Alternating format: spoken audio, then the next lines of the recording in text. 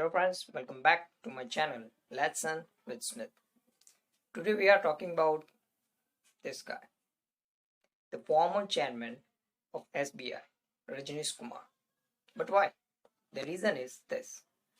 OYO appoints him as a strategic group advisor. और आपको सभी को पता होगा कि OYO का IPO आने वाला है. So many investors have a question कि भाई OYO का IPO आने वाला है, so हमें उनके अकाउंट्स दिखने चाहिए, बिजनेस मॉडल दिखना चाहिए, सेक्टर का फ्यूचर पोटेंशियल देखना चाहिए. Why we are talking about a person who appoints as a strategic group advisor? अब इस क्वेश्चन का आंसर मैं आपको एग्जांपल के तौर में देता हूं. फॉर एन एग्जांपल मैं आपको 1 लाख रुपीस दूं और मैं आपको बोलूं कि स्टॉक मार्केट की सिक्योर्स स्क्रिप्ट्स को उठाइए, तो आप सिंपली क्या चूज करोगे? रिलायंस, अदानी, टाटा, राइट? बिकॉज ये सारी ऐसी कंपनियां हैं जिनके बिना हमारे इंडियन इकोनॉमी का वजूद नहीं है, राइट? अब ये कंपनीज के स्टेटस ऐसे बने कैसे? इनके पीछे क्या रीजन है? The only reason is the miraculous leadership of Dhirubhai Ambani, Ratan Tata. देखिए, कहीं बार हम एक चीज भूल जाते हैं और वो है मैनेजमेंट. हम मैनेजमेंट पे ध्यान नहीं देते. हम क्या सोचते?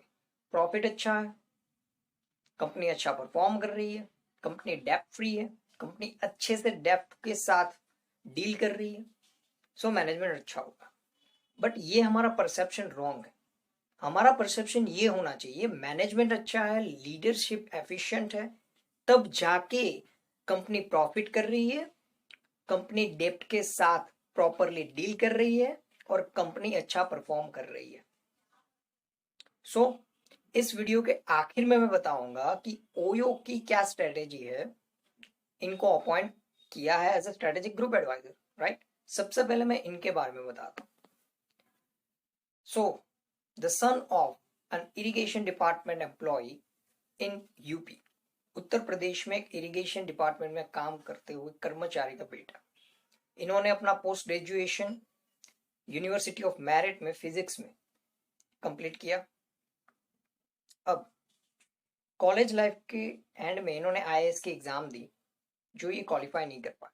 बाद में इन्होंने एसबीआई पीओ की एग्जाम दी और उनको क्वालिफाई किया और ज्वाइनिंग डेट थी इनकी as a PO in SBI 19 November 1980.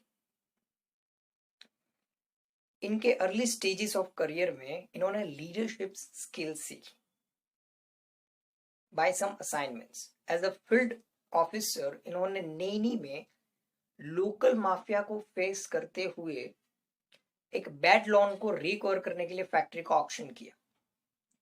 इन्होंने टेररिस्ट इफेक्टेड पीलीभीत में 15 महीने हार्डकोर यूनियनिस्ट के साथ नेगोशिएशन किया.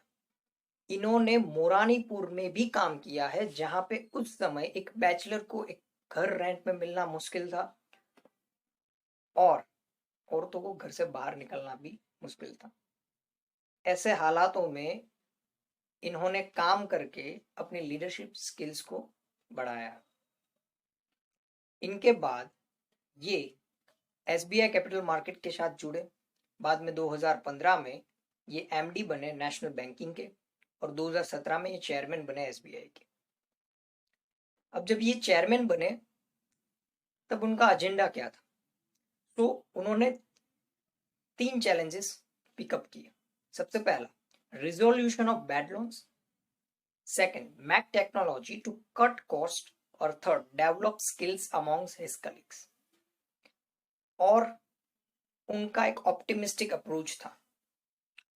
मैंने एक इंटरव्यू में पढ़ा था, एक आर्टिकल था, उसमें पढ़ा था ये ऐसा मानते थे कि जब मैं एज ए चेयरमैन था तब लोगों की सोच कुछ ऐसी थी कि मान लीजिए आपने एसबीआई से लोन लिया है और आप डिफॉल्ट करते हो, अपना इंस्टॉलमेंट नहीं पे करते, so that's the bad loan for the bank.